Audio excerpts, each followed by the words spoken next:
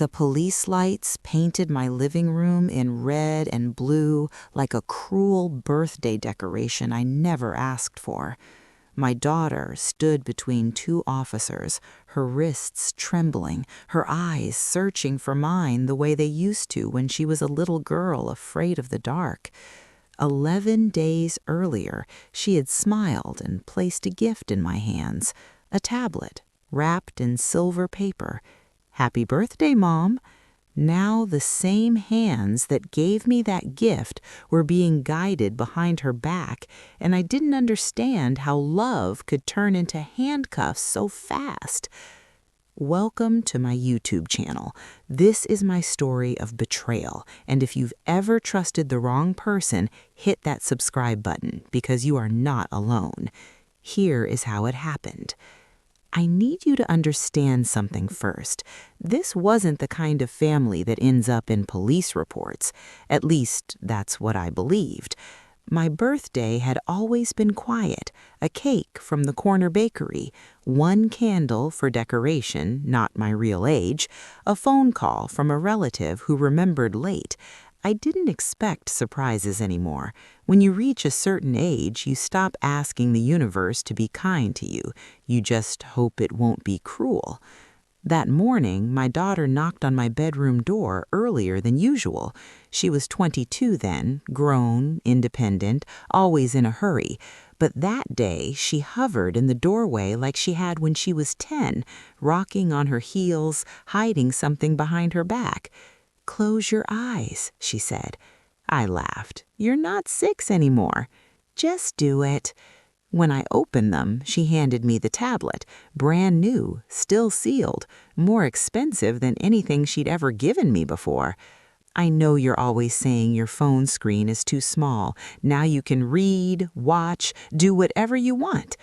I remember feeling a flicker of pride and something else, confusion. She wasn't rich. She worked part-time. She struggled like everyone else her age. "You didn't have to do this," I told her. "I wanted to," she said quickly, too quickly. Then she hugged me, tight, almost desperate, and for a split second I felt something shift, like the air before a storm, but I ignored it. Mothers are trained to explain away discomfort. We call it worry. We call it imagination. That night, after she left, I sat alone on the couch, unboxed the tablet, and turned it on. It was already charged, already logged in to a user profile. Her name. I hesitated. I should have asked her about it, but curiosity has a quiet voice, and guilt has a loud one. I told myself it was nothing. I told myself I'd fix it later. I didn't know that by touching that screen, I was stepping into something that would cost me my daughter. Over the next few days, the tablet became part of my routine.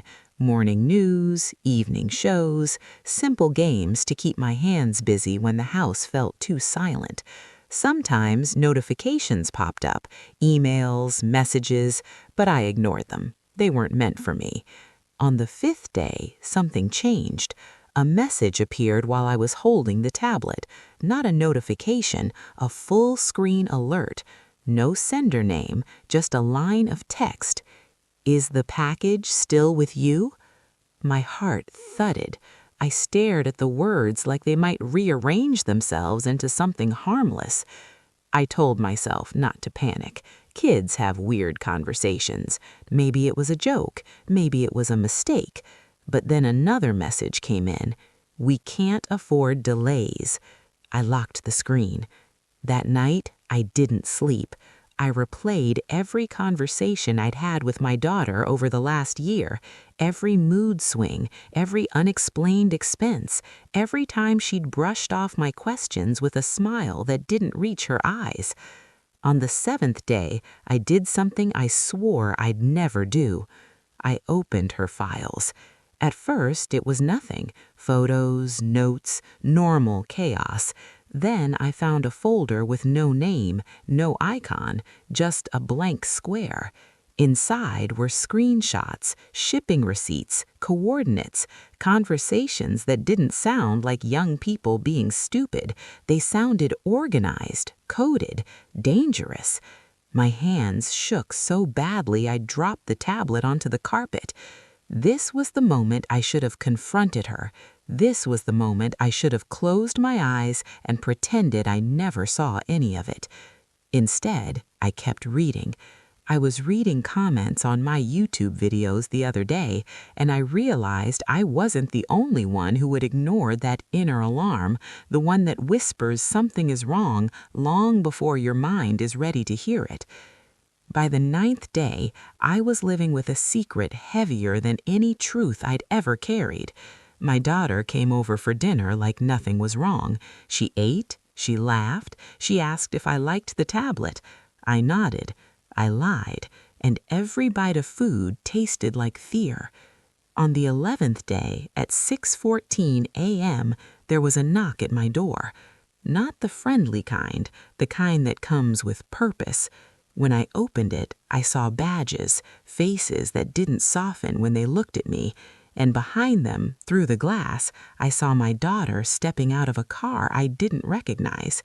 One officer said my name, another asked if the tablet was in the house. That's when I realized the gift wasn't just a gift. It was a door, and I had opened it. The officer reached for his radio. My daughter looked at me then, really looked at me, and silently begged me to say something that could save her. I didn't know if I could. The officer's hand hovered near his radio, waiting. Time slowed in a way that felt cruelly intentional, like the universe wanted me to fully absorb what was happening before it crushed me under the weight of it. "Yes," I said, my voice barely working. "The tablet is here." My daughter flinched. That reaction, small, involuntary, told me more than any file ever could. They stepped inside without asking, their shoes leaving faint marks on the hallway rug I'd vacuumed the night before. I remember noticing that detail and hating myself for noticing it because it meant some part of my brain still thought this was normal, still thought this was just a misunderstanding that could be cleaned up later. One of the officers asked me to sit. Another asked my daughter to remain standing. She didn't argue, she didn't cry, she just folded her arms around herself as if she were trying to keep something from spilling out. "Ma'am," the older officer said, his tone rehearsed but not unkind, "we're investigating an ongoing case involving illegal digital transactions and interstate coordination. The device your daughter gave you is connected to that investigation." Illegal, interstate, investigation. Words you hear on TV, not in your living room. "I didn't know," I said quickly. "I swear I didn't know. She gave it to me for my birthday. I thought—" "We believe you," he said, holding up a hand. "That's why we're speaking to you like this." Like this. Calm, controlled, as if my world hadn't just split down the middle. They asked when she'd given me the tablet. I told them. They asked if I'd used it. I nodded. They asked if I'd seen anything unusual. This was the moment where honesty could either protect my daughter or destroy her completely. I thought of her at 7 years old, sleeping with the hallway light on. At 15, slamming doors and crying in the bathroom. At 22, hugging me too tightly on my birthday. I saw some messages, I admitted. I didn't understand them. The younger officer's eyes flicked to his partner. "Did you access any files?" I swallowed. "Yes." My daughter finally spoke. "Mom, please." Just one word, but it hit me harder than any accusation ever could. They asked her to turn around. She didn't resist as they placed the cuffs on her wrists. The sound, the metallic click, was sharp and final, like a period at the end of a sentence I didn't want to read. I wanted to scream. I wanted to tell them they had the wrong person. I wanted to rewind 11 days and hand that tablet back unopened. Instead, I sat there, frozen, as they escorted her toward the door. At the threshold, she turned around. She never meant for you to get involved, I swear." Then they took her away. The house felt impossibly quiet after that. No sirens, no voices, just the hum of the refrigerator and the distant sound of traffic reminding me the world was still moving, even if mine had stopped. They left the tablet with me. Evidence, they said. They'd be back for it. I didn't touch it for hours. I just sat at the kitchen table staring at the spot where she'd been standing. Mothers aren't prepared for this kind of silence. We're built to fill it with advice, with worry, with love. That night, sleep refused to come. Every time I closed my eyes, I saw her hands behind her back. Every time I opened them, I wondered what kind of mother misses something this big. At 3:02 a.m., I turned the tablet on again. If my daughter was already taken, the damage was already done. And if there was even the smallest chance I could understand what she'd been pulled into, maybe I could help her get out.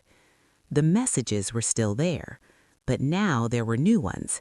She hasn't responded. If she messed this up, it's on her. We need to move fast. My chest tightened. This wasn't just some stupid online mistake. These weren't kids pretending to be criminals. This was real, active, and unfolding right in front of me. I dug deeper, past the screenshots, past the receipts.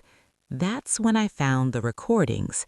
Audio files, short, grainy, conversations that sounded rushed, whispered, afraid. My daughter's voice was there, but quieter than I'd ever heard her, like she was trying to not exist too loudly. "She's just holding it for me," she said in one clip. "She doesn't know anything." I covered my mouth to keep from sobbing. Holding it. That word came back to me again and again. On the 10th day, just one day before the police arrived, there was a final file, a video. I hesitated before opening it. Some part of me knew once I saw it, there would be no going back, no version of reality that this was just a bad dream. The video showed my daughter sitting in a car, not the one she drove. Another voice spoke from off camera. "You understand what happens if this goes wrong, right?" She nodded. "And you're sure your mother won't look?" She hesitated, just for a second. "She won't. She trusts me." That word hurt more than anything else. Trust. I shut the tablet off and pushed it away like it could burn me. The next morning, I called a lawyer. I didn't know what kind of lawyer I needed, so I called 3. Criminal defense, cybercrime, family law. I told the same story over and over until it stopped sounding real even to me. One of them finally said, "Your daughter is likely being treated as a participant, not a victim." "I don't believe that," I snapped. "She's not like that."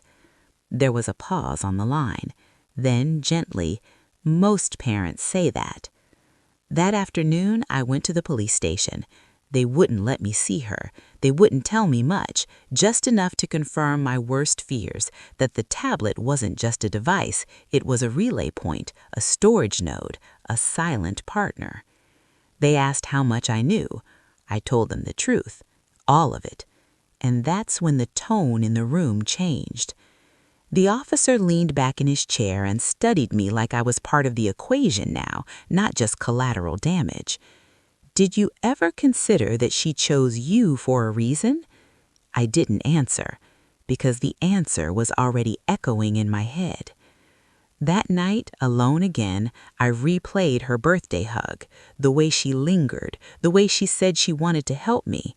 She hadn't just given me a gift, she had given herself cover. And the worst part, the part that keeps me awake even now, is realizing that if I hadn't turned the tablet on, if I hadn't read those messages, if I hadn't opened that door, she might still be free. Or worse. The phone rang just after midnight, an unknown number. I stared at it, my heart pounding, knowing somehow answering it would change everything again. I picked up. "Mrs.," the voice said quietly, "you don't know me, but we need to talk about your daughter, and you shouldn't trust the police as much as you think." The line went dead. I sat there in the dark, phone in my hand, knowing this story was bigger than a birthday gift and far more dangerous than I ever imagined. The dial tone buzzed in my ear long after the call ended. I hadn't said a word, neither had they, beyond that warning, but it was enough. Enough to peel back another layer of the lie I'd been living inside. I sat there, phone still pressed to my cheek, listening to the empty sound like it might explain itself if I waited long enough. It didn't. By morning, I had convinced myself the call was a scam, or a cruel prank, or some twisted test by the police to see if I'd crack. That's what I told myself as I made coffee I didn't drink and stared at the tablet sitting on the counter like a loaded weapon. But fear has a way of sharpening memory. The voice hadn't sounded panicked. It hadn't sounded threatening. It sounded careful.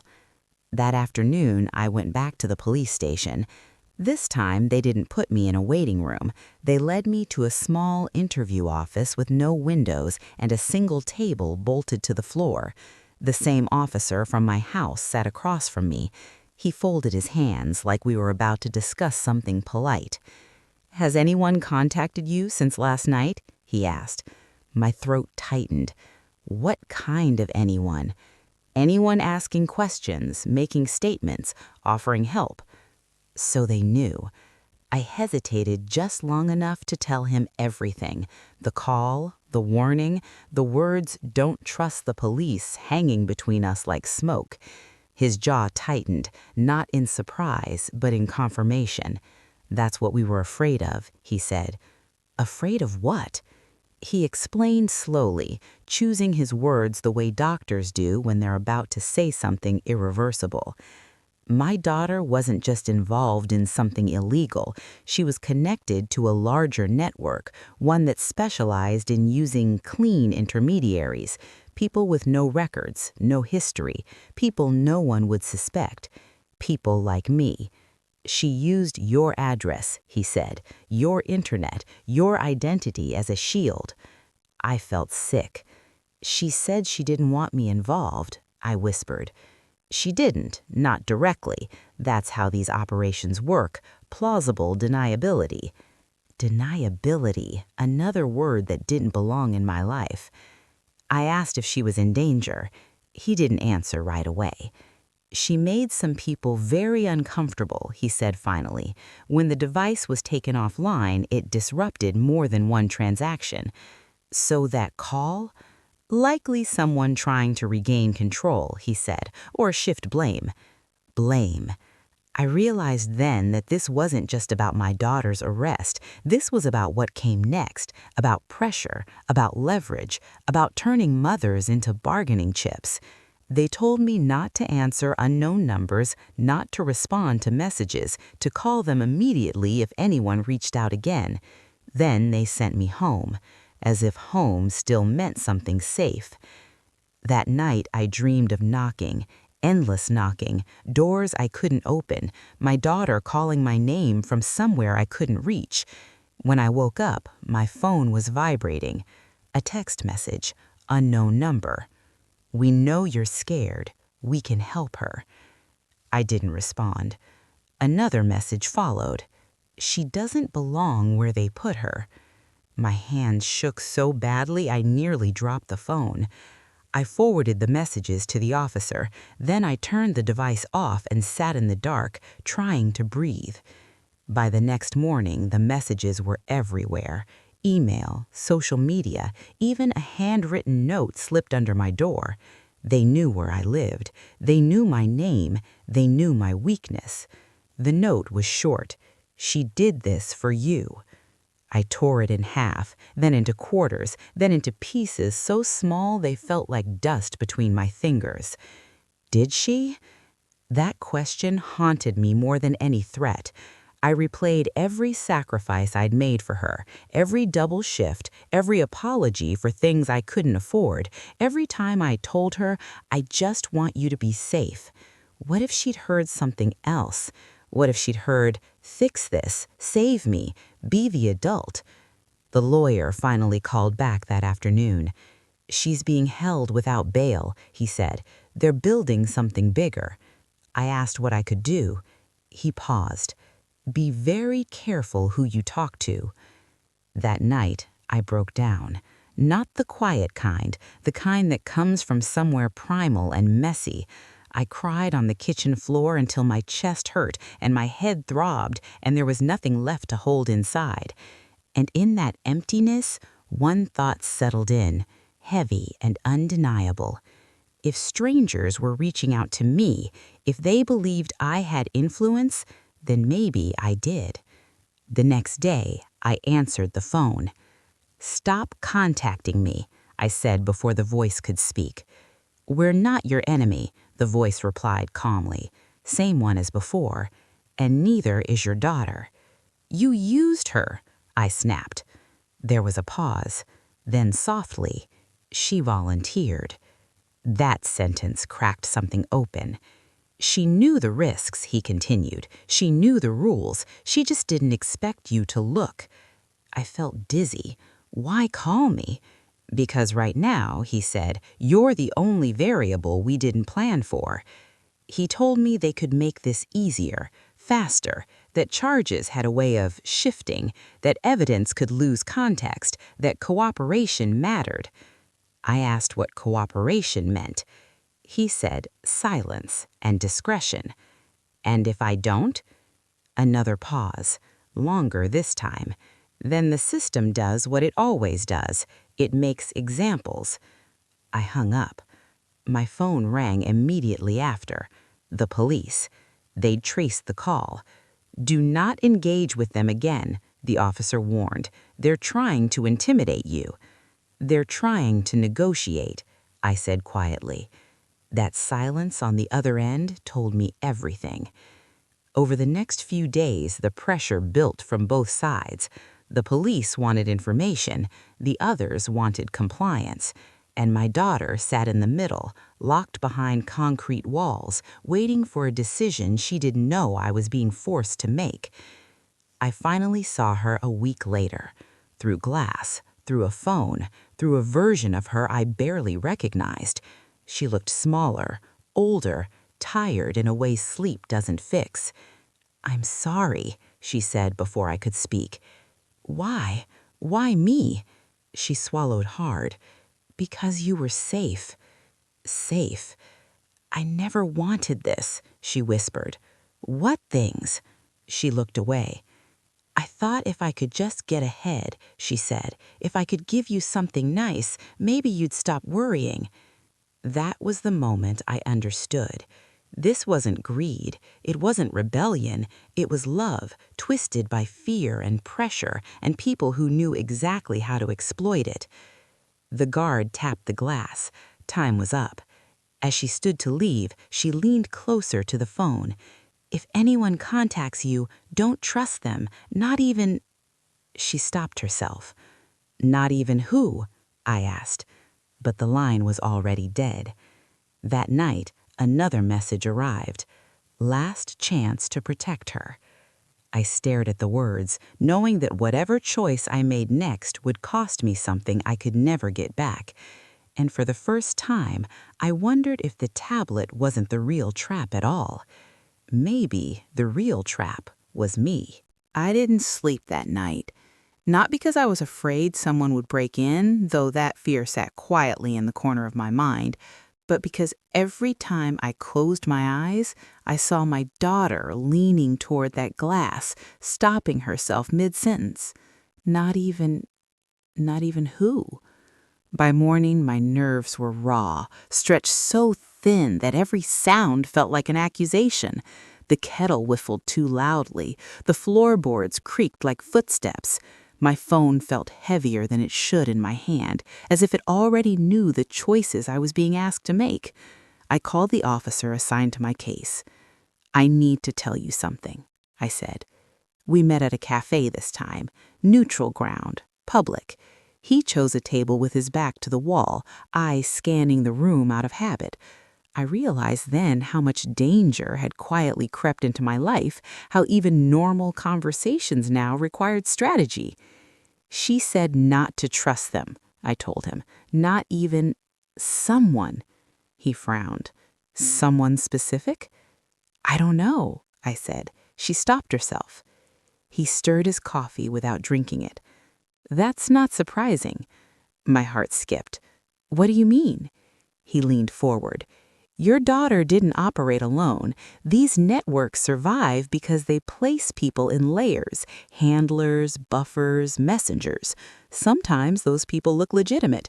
Sometimes they are legitimate. I felt cold. Are you saying? I'm saying, he interrupted carefully, that you should assume anyone who approaches you about this case has an angle, including people who claim to be helping her. Including you, I thought, but didn't say. The thought scared me more than any threat message. He told me they were preparing a formal charge package, that my daughter's cooperation, or lack of it, would influence what happened next, that the evidence on the tablet had already led them to several arrests. She's not a monster, I said, my voice breaking. I know, but knowing didn't change procedure. That afternoon, my lawyer called with an update that felt like a punch to the chest. They're considering charging her as a facilitator, he said. Not just possession, not just negligence. What does that mean? I asked, though I already felt the answer forming. It means serious time, he said. Years, not months. I thanked him and hung up, my hands numb. That was when the email came. No subject line, no sender name, just a single attachment. A video. I didn't open it right away. I stared at the file name, my pulse loud in my ears. Every instinct screamed, don't. But another voice, quieter, older, whispered that if this was about my daughter, I couldn't afford ignorance anymore. I clicked play. The video showed a small room, concrete walls, a metal table. The angle was wrong, like the camera had been hidden. My daughter sat alone, hands folded in front of her, staring at the surface like it might tell her what to do next. A man's voice spoke from off camera. You understand the offer, he said. She nodded. This goes easier if your mother cooperates. My breath caught. She won't, my daughter said firmly. She doesn't know anything. The man chuckled softly. Mothers always know more than they admit. The video ended there. I slammed the laptop shut, my chest tight, my vision blurring. They were watching her. They were recording her, and somehow they were sending that to me. I forwarded the email to the officer immediately. His reply came fast. Do not respond. We are investigating the source. Investigating didn't feel like enough. That evening, there was another knock at my door. Not police. A woman stood there, dressed simply, holding a folder against her chest. She smiled gently, the way social workers do, the way people smile when they want you to lower your guard. Mrs. she asked. My name is Claire. I'm here on behalf of a legal advocacy group. I didn't invite her in. I didn't request anything, I said. She nodded. We know, but your situation has attracted attention. My stomach twisted. We help families navigate complex cases, especially when young adults are involved. I crossed my arms. How did you get my address? She hesitated just long enough. Public records, she said. May I come in? I don't want to discuss this on the doorstep. Every warning bell in my body was screaming, and still I stepped aside. She sat at my kitchen table like she belonged there, like this was just another appointment in a long day of appointments. She slid the folder toward me. Inside were documents, legal language, highlighted sections, charts, pathways. There are options, she said, alternatives to full prosecution, but they depend on timing and cooperation. Cooperation with who? I asked. With the process, she replied smoothly, with people who want to see this resolved quietly. Quietly. I thought of the officer's warning, of my daughter's unfinished sentence. Are you working with the police? I asked. She smiled again, not directly. That was my answer. I stood. You need to leave. She didn't move. Your daughter made a mistake, but mistakes don't have to define a life. You can help her. By doing what? I demanded. By not complicating things, by trusting that there are forces more flexible than the justice system. I felt something harden inside me. You're asking me to stay quiet, to look away. I'm asking you to be a mother, she replied. That did it.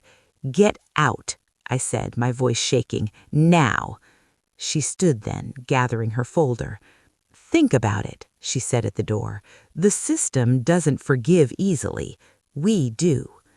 When she was gone, I locked the door and slid down against it, my heart racing. Not even someone. That's what my daughter had meant. Not even people who sound kind, not even people who say the right words, not even people who promise hope. The next day, the officer confirmed it. She's not with us, he said. She's connected to the other side. How many others like her are there? I asked. He didn't answer. That night, I sat alone, staring at the tablet, still locked in an evidence bag they'd allowed me to keep temporarily for monitoring purposes. It had started all of this. I powered it on. One new notification blinked on the screen. You're running out of time. Attached was a location pin. My hands trembled as I stared at it, knowing that whatever waited at that location would force a decision I couldn't undo. And somewhere in a cell with no control over any of this, my daughter was waiting for me to choose. I stared at the location pin until my eyes burned. It pulsed softly on the screen, indifferent to the chaos it had just dropped into my life. No message, no explanation, just coordinates and a quiet promise that whatever waited there would not be neutral. I did the sensible thing first. I called the officer. Don't go, he said immediately before I'd even finished explaining. That's exactly what they want. They already know where I live, I said. They already have my daughter. What difference does one more thing make? The difference, he replied, is control. The moment you show up, they know they can move you. I hung up without agreeing to anything, not because he was wrong, but because fear had narrowed my world down to one unbearable truth. If I did nothing, I would never forgive myself. If I did something, I might never recover from it. I waited until dusk. I told myself it was just a think, to let the panic settle. But when I grabbed my keys, my hands moved with a certainty that scared me more than doubt ever could.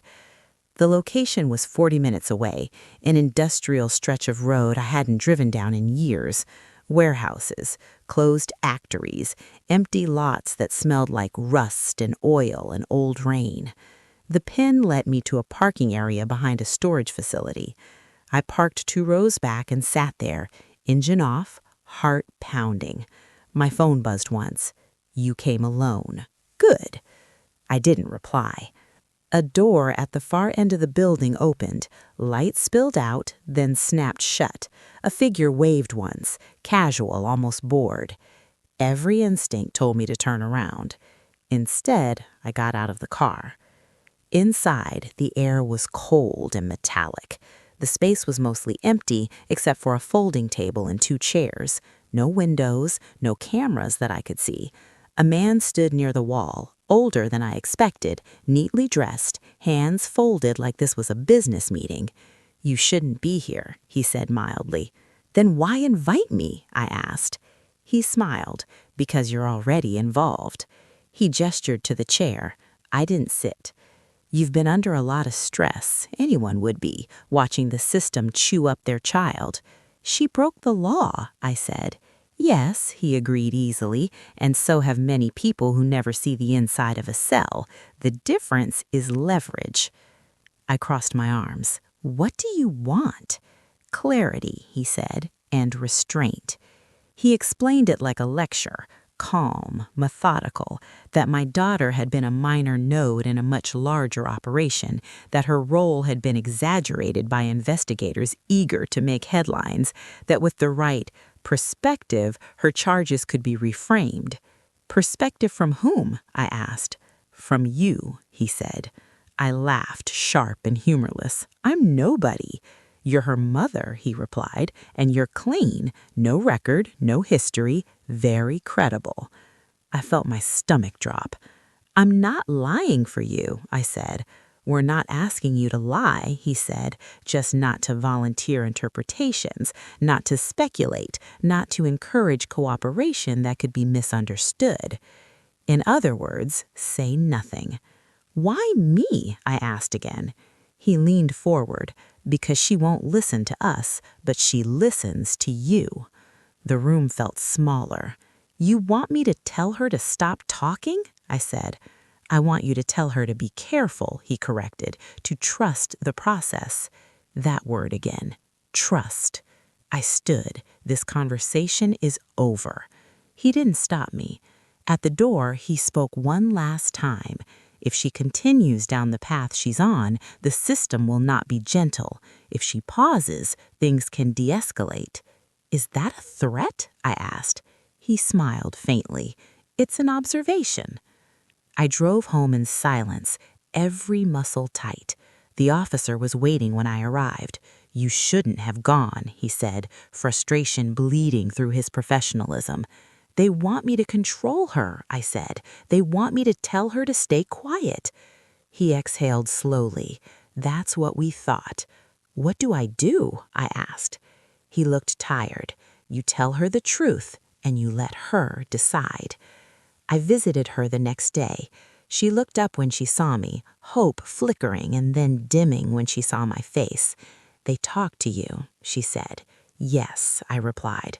Her shoulders sagged. I tried to warn you. They want you silent, I said. They say it will help. She laughed, a short, bitter sound. It helps them. What happens if you keep talking? I asked. She met my eyes.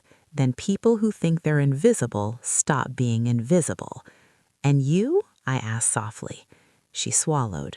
Then I pay for it. I reached for the glass, pressing my hand against it. I don't care about them. I care about you. I know, she said. That's why they picked you. The guard stepped closer. Time was nearly up. Mom, she said quickly, if anyone else contacts you, anyone, don't answer. Promise me. I nodded, tears blurring my vision. That night, the call came anyway. Different number, same calm voice. You've had time to think, he said. We need an answer. I won't tell her to stop, I said. There was silence. Then, that's disappointing. The line went dead. Minutes later, my phone buzzed with a notification from an unknown account. A photo. My front door. Taken from across the street. I locked every lock, turned off every light, and sat in the dark realizing I had crossed a line that couldn't be uncrossed. And somewhere between fear and resolve, I understood something terrifying. This was no longer about choosing the safest option. It was about choosing the right one and living with whatever came after. I didn't sleep again. But this time, it wasn't panic keeping me awake. It was vigilance. Every sound outside felt intentional. Every passing car slowed just enough to make my heart spike. I sat on the couch with the lights off, phone in my hand, staring at the dark reflection of my own face in the blank television screen. I kept thinking about the photo. Not the fact that it existed, but the precision of it, the angle, the timing. Whoever took it wanted me to know they were close enough to touch my life without knocking. That's not intimidation. That's confidence. At 4:17 a.m., my phone buzzed again. This time, it wasn't a message. It was a notification from the tablet, a system alert. Remote access enabled. My breath caught. The tablet wasn't supposed to be online. The officer had said it was isolated, monitored. I grabbed it from the drawer, my fingers cold as I powered it on. The screen lit up instantly. A video call request appeared. No name, no icon, just a timer counting down. 0029, 0028, 0027. I should have called the police. I should have thrown the device out the window. Instead, I answered. The screen flickered, then stabilized. The man from the warehouse filled the frame, but not fully. Only part of his face was visible, cropped deliberately like he didn't want to give more than necessary. "You're making this harder than it needs to be," he said. "You came into my house. You filmed my door."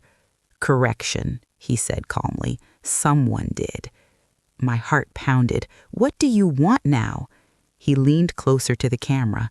"To correct a misunderstanding. You think this is a choice between silence and justice. It's not." "Then what is it?" I asked. "It's a choice between outcomes," he said. "One where your daughter becomes a footnote in a larger case, and one where she becomes the example." I felt sick. "You said you weren't threatening me." "I'm not," he replied. "I'm explaining consequences." The screen split. Another video feed appeared. My daughter, sitting in an interview room, alive, breathing, but exhausted. Her eyes darted to the door every few seconds like she was bracing for impact. "Why are you showing me this?" I whispered. "Because she's being questioned again tomorrow," he said, "and what she says next matters." I stood up, my legs weak. "You can't do this." "We already are," he replied. The call ended. The tablet shut itself down. I stood there in the dark, shaking, knowing something fundamental had shifted. They weren't just pressuring me anymore. They were moving the pieces. I called the officer, again, immediately. This time, he didn't tell me not to panic. "This is escalation," he said, "which means we're close." "Close to what?" I demanded. "To the point where they make mistakes, or we do." They put surveillance on my house that morning.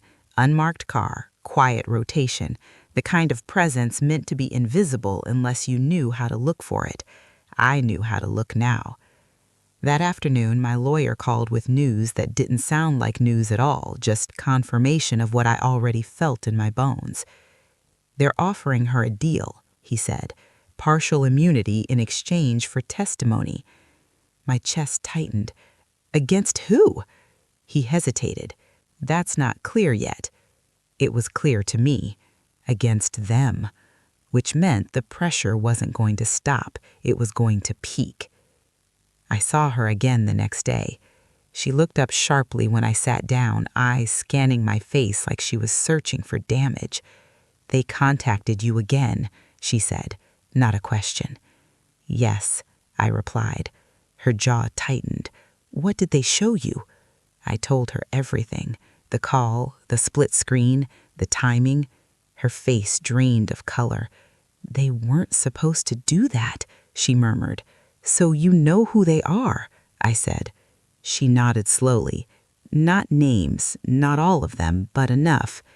"Then help them put this to rest," I said gently. "Tell the truth." She looked at me for a long moment. Then she shook her head. "You don't understand.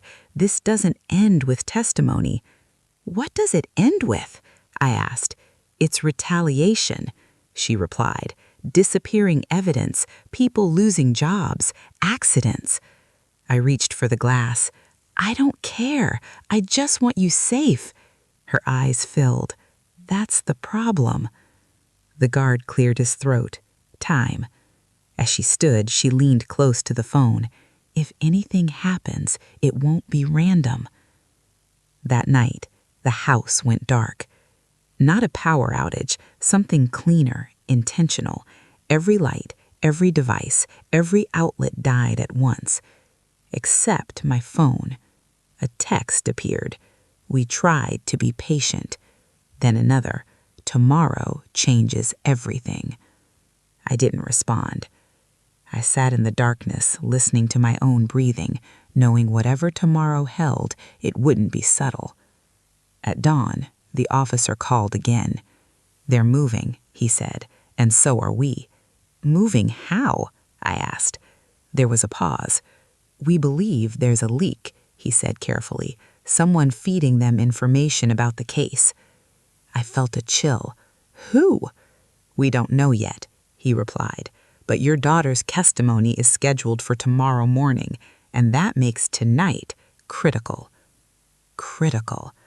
I looked around my quiet house, the place that had held birthdays and arguments and forgiveness, and realized how small it suddenly felt. "How do I help?" I asked. "You're already helping," he said, "by staying alive, by staying reachable, and by trusting us just a little longer." I hung up and sat by the window, watching the sky lighten. Tomorrow morning, my daughter would speak, and tonight, someone would try to stop that from happening. I felt it as surely as I felt my own pulse. The tablet buzzed once more from inside the drawer. Just one vibration, like a countdown. The vibration from the drawer wasn't loud, but it was deliberate. I didn't open it. I sat perfectly still, listening to the house breathe around me, counting the seconds between my own heartbeats. Outside, the unmarked car idled at the corner, its presence both comforting and terrifying. Comforting because someone was watching, terrifying because someone else always seemed to be watching too. At 9:42 p.m., the officer called again. "They're testing boundaries," he said. "Stay where you are. Do not engage." "Are they coming?" I asked. "Possibly," he replied, "or they want you to think they are." That's how it works, I'd learned. Fear doesn't need action, it just needs imagination. At 10:11 p.m., my doorbell rang. Once. Clean. Polite. Almost respectful. I didn't move. The bell rang again, then stopped. Footsteps retreated. A car door closed. An engine turned over. My phone buzzed. "You had a chance to end this quietly." I forwarded it to the officer. He didn't respond right away. Minutes passed. Then headlights washed over my living room wall. Too bright, too close. Someone was in my driveway. Before panic could take over, the unmarked car surged forward, blocking them in. Doors opened. Voices shouted commands. I watched from the dark as figures moved fast and purposeful. One man tried to run. He didn't get far. I sank onto the couch, shaking, realizing how close it had come, how easily that knock could have been the last normal sound I heard in my home. The officer called back. "We have one in custody," he said. "Possession of illegal surveillance equipment. This confirms enough for warrants." "Is my daughter safe?" I asked. "For now," he said. "Tonight bought us time." I didn't sleep. I couldn't. I sat through the night with the lights on, coffee going cold in my hands, waiting for dawn like it was a verdict. At 6:03 a.m., the sky lightened. At 6:14, my daughter's testimony was scheduled. At 6:19, the power came back on. At 6:22, the tablet powered itself on. I didn't touch it. The screen lit anyway, this time without a call request, just text. "If she speaks, this ends badly for everyone." I felt something shift inside me then, something hard and steady. I typed one message back. "She will speak." The dots appeared, disappeared, appeared again, then nothing. At 7:01 a.m., the officer texted, "We're moving her now." At 7:18, my phone rang. Unknown number. I answered. "You think you've won," the calm voice said. "You've only widened the damage." "Then stop," I said. "Walk away." He laughed quietly. "That's not how this works." The line went dead. At 7:45 a.m., the officer called. "They tried," he said. "Interference on the transport route. We anticipated it." I closed my eyes. "Is she," he said, "She's here. She's safe." I exhaled a breath I didn't realize I'd been holding. The hours that followed felt unreal, like watching someone else's life through glass. News filtered in piece by piece: arrests, seizures, warrants executed across multiple locations, the man from the warehouse identified, the woman from my kitchen table detained for obstruction and conspiracy. By noon, the story had a name, a network, a pipeline, a pattern. And my daughter was no longer a footnote. She testified. She didn't look at the gallery. She didn't look at me. She spoke clearly, carefully, naming roles, methods, dates. When they tried to confuse her, she paused and corrected them. I watched from behind glass, my hands pressed together, knowing that every word cost her something and saved someone else something too. When it was over, she sagged back into her chair like she'd run a marathon. The officer met me in the hallway. "It's done," he said, "for today." "What happens to her?" I asked. "Protective custody. Then we'll see." I finally saw her that evening.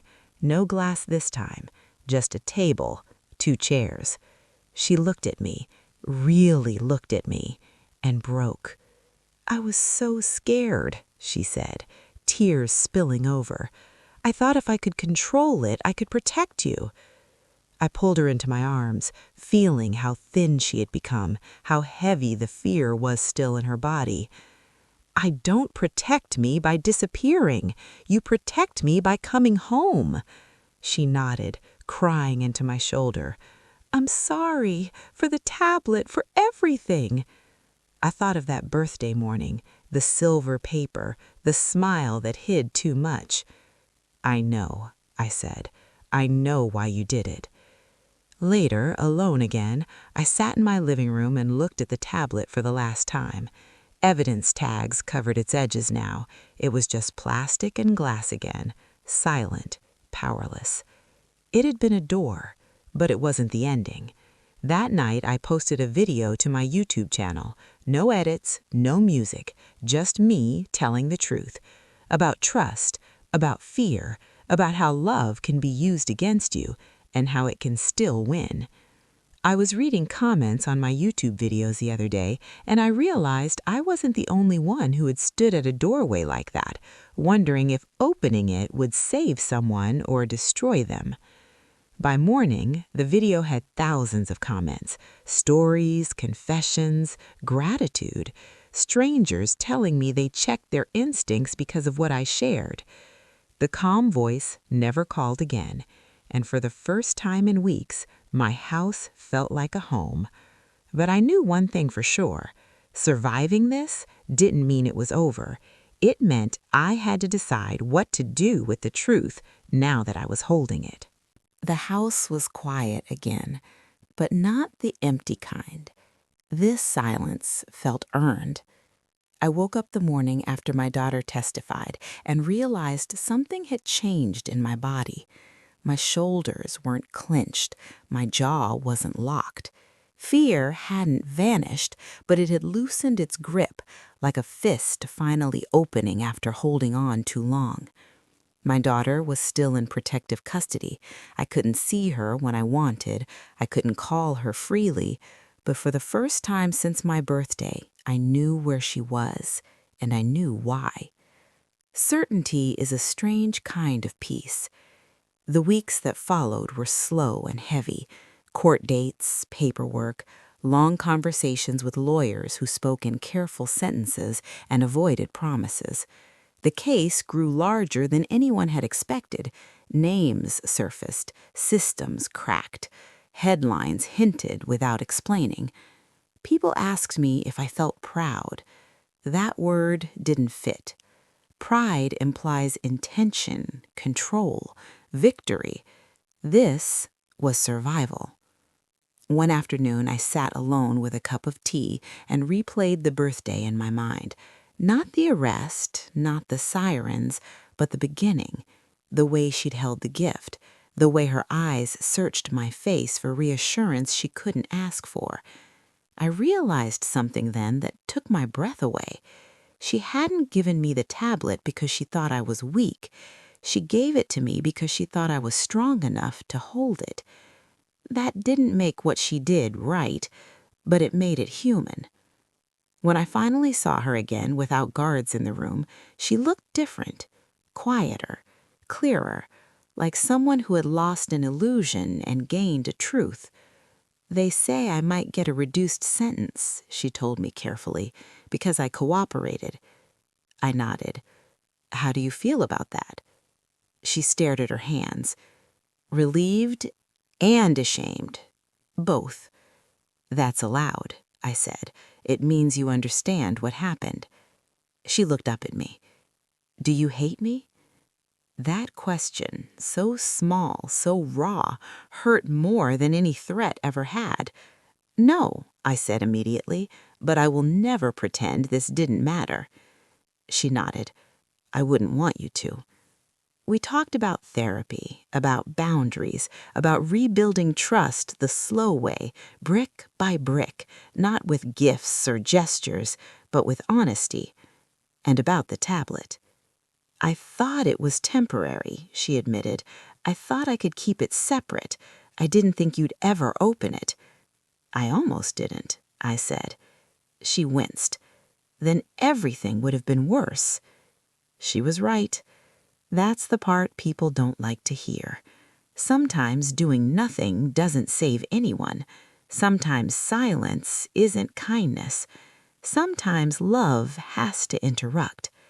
When the case finally moved out of the headlines, my YouTube video kept traveling. People shared it quietly, messaged me privately. Mothers, fathers, sons, daughters. One comment stayed with me. "I ignored my instincts because I didn't want to be wrong. Thank you for showing me that wrong can still be better than too late." I read that comment more than once. I was reading comments on my YouTube videos the other day, and I realized I wasn't the only one who had confused trust with avoidance, who had believed love meant not asking questions. It doesn't. Love means asking the questions you're afraid of. Love means noticing the pause before a smile. Love means opening the door when everything in you wants to pretend it doesn't exist.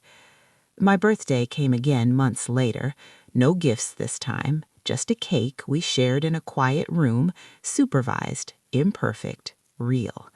She lit the candle and hesitated before handing me the knife. "Make a wish," she said. I did. I wished for honesty, even when it's uncomfortable. I wished for courage, even when it costs something. I wished for parents and children to stop protecting each other from the truth and start protecting each other with it. When I finally blew out the candle, I felt something I hadn't felt in a long time. Not happiness, clarity. If you're watching this and you're holding something you don't fully understand, if someone you love gave you a gift that feels heavier than it should, if your instincts are whispering but you're afraid of what they're saying, listen. Being wrong is survivable. Being silent sometimes isn't. That tablet changed my life, but it didn't destroy it. It exposed what needed light. And my daughter? She's still my daughter. Not because I protected her from consequences, but because I walked with her through them. That's the story behind the headline. That's what happened after the police left. That's what a birthday gift really became.